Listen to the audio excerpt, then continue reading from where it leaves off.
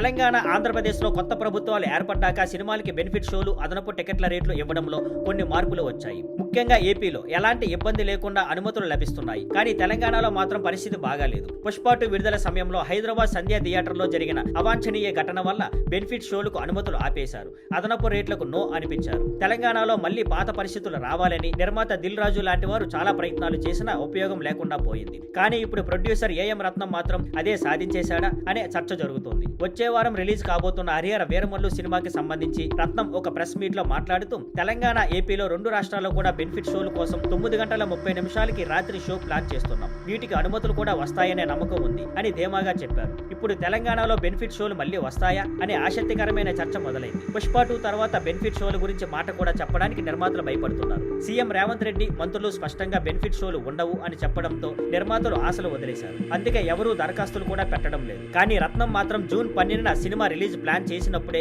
CM Revanth ను కలిసి విజ్ఞప్తి చేశారు. ఇది పవన్ కళ్యాణ్ సినిమా కావడం, బడ్జెట్ ఎక్కువ పెట్టడం వల్ల ఆయన విజ్ఞప్తిని ప్రభుత్వం పరిగణలోకి తీసుకుందా అనేది ఇప్పుడు హాట్ టాపిక్. ఈ సినిమాకు అనుమతి వస్తే భవిష్యత్తులో పెద్ద సినిమాలన్నింటికీ బెనిఫిట్ షోలు, అదనపు రేట్లకు తలుపులు తెరుచుకునే అవకాశం ఉంది. Thank you for watching. Please like, share and subscribe.